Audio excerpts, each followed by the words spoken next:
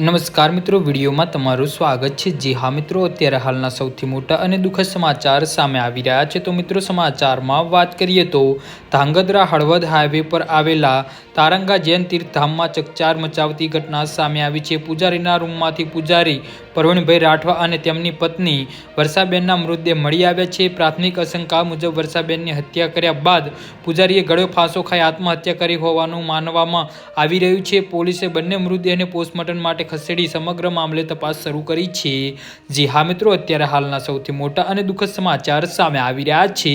તો મળતી માહિતી અનુસાર મૃતક પૂજારી પ્રવીણ રાઠવા અને વર્ષાબેન મૂળ છોટાઉદેપુર જિલ્લાના બારડોલીના વતની હતા। પ્રવીણ રાઠવા છેલ્લા 6 વર્ષથી ધાંગધ્રા હળવદ હાઈવે પર ચુલી ગામ નજીક આવેલા તારંગા જૈન તીર્થમાં પૂજારી તરીકે સેવા આપતા હતા। આ દરમિયાન આજે 4 ઓગસ્ટ મંગળવારે સવારના સમયે પતિ પત્ની બંનેનો શંકાસ્પદ હાલતમાં મૃતદેહ મળી આવતા ચારે તરફ ખળબળાટ મચી ગયો છે।